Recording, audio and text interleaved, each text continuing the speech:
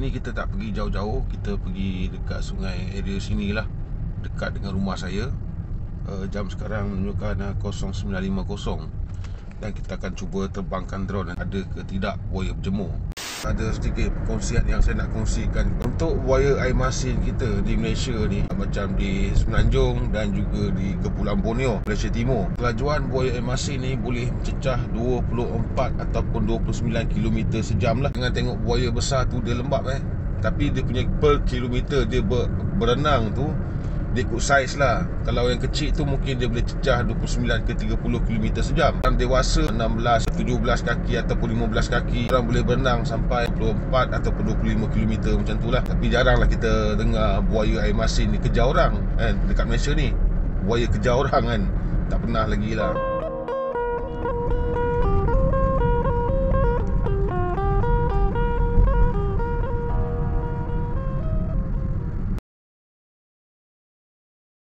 Kita baru selesai terbangkan drone. So kondisi air sekarang ni dia tak cun lah orang kata kan. Sebab sampai-sampai je air dah pasang. Dan ada jugalah beberapa kawasan darat yang telah dinaikkan air. Dan kalau saya lihat pada paparan skrin dekat drone tu, kita boleh nampak jejak-jejak buaya di kawasan tersebut. Itu yang membuatkan saya jadi penasaran sebenarnya. Seperti mana orang Indonesia cakap, penasaran. Jadi bila saya tengok banyak jejak buaya tu, itu yang membuatkan saya jadi minat nak terbangkan drone di kawasan tersebut lah. Sekarang dah jam 10.42 dah. Tak apalah, esok kita cuba datang awal sikit dan kita akan terbangkan sekali lagi. Sebab air pasang surut ni kadang dia tak tentu kan. Ini nasib baik dekat area-area rumah. Kalau jauh tu, nanya Pak Karim. Lepas tu tadi saya ada tengok orang mancing saya rasa seseorang dia dekat tebing tu. Tapi disebabkan air tak pasang penuh, boleh dikatakan masih selamat lagi lah untuk kita mancing dekat tebing sungai tu kan. Sekarang ni pun air dah start pasang dah, ataupun dia surut petang ke, kita tak pastilah. Tapi saya takkan datang lagi dah petang. Boleh tahan jauh jugalah tempat ni. Esok jugalah saya kena terbangkan drone.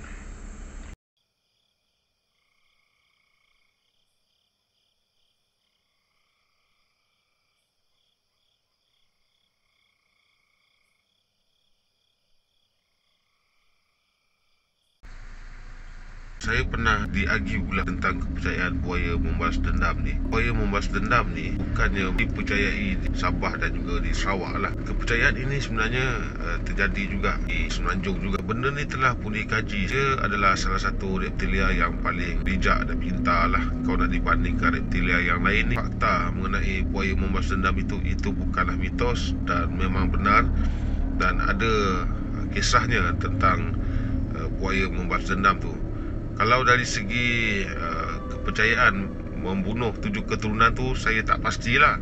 Tapi kalau orang itu pernah menyakiti buaya itu, maka buaya itu akan mencari orang yang telah mencederakan dia. Dan saya pernah dengar juga daripada sahabat saya, selepas dia membunuh orang tu, ini adalah kisah benar lah, tempat tidak perlu saya ceritakan, tetapi berlaku di luar daripada negara kita lah, jiran kita. Jadi negara mana saya tak sebutlah dekat sini. Selepas buaya itu membunuh orang tersebut yang pernah mencederakan dia itu, dan berlaku pula serangan yang kedua. Tapi yang itu si ayah selamatlah, cuma anak dia saja yang menjadi korban. Dan benda ni telah pun saya ceritakan, dan saya ceritakan sekali lagi. Ini berkaitan dengan memori fotografi yang terdapat pada buaya itu.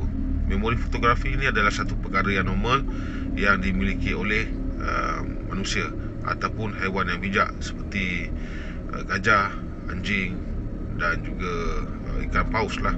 Itu adalah salah satunya.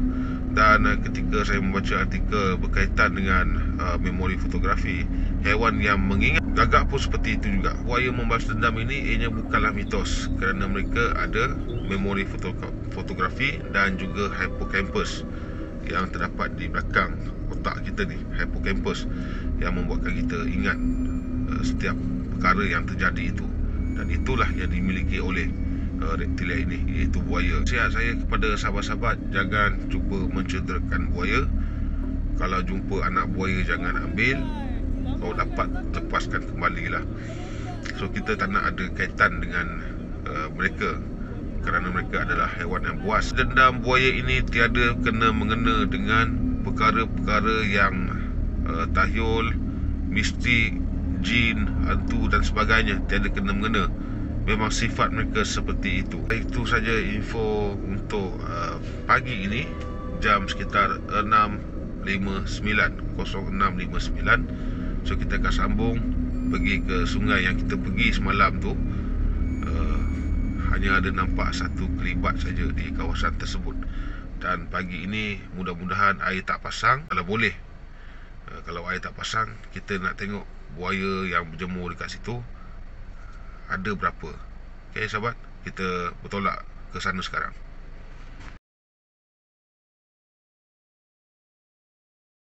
Okey sahabat, air sedang surut sekarang ni. So ini adalah waktu yang sesuai untuk kita terbangkan drone. Nanti kita terbangkan drone ni ke hilir lah.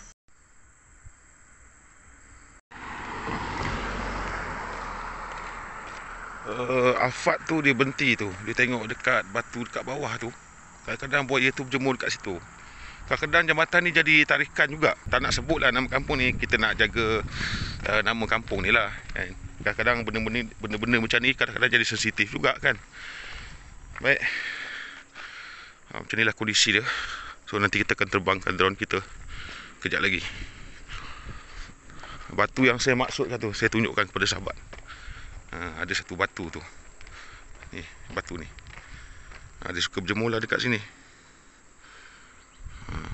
Cukup dia minat.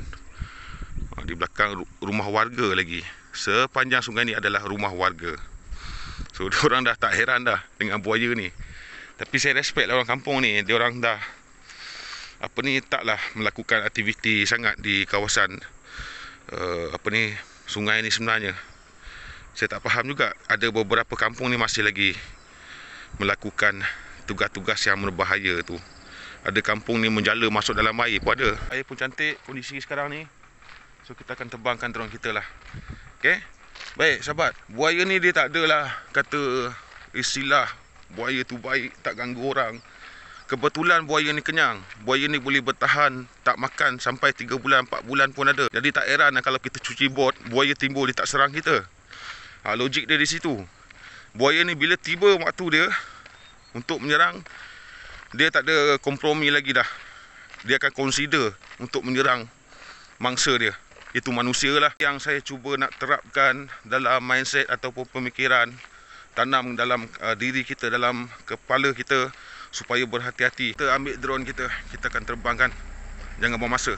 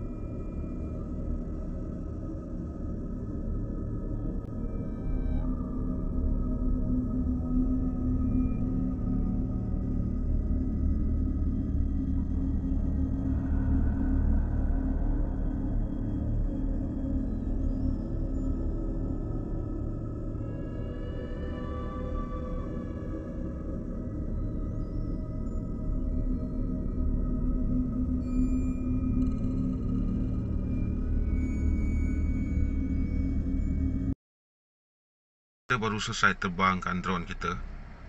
Dekat situ tadi kita nampak ada 2 ekor dekat situ lah. Sedang-sedang besar, tak berapa besar sangat lah. Tapi cukuplah untuk membahayakan manusia kan. Nanti saya kena check balik dekat situ.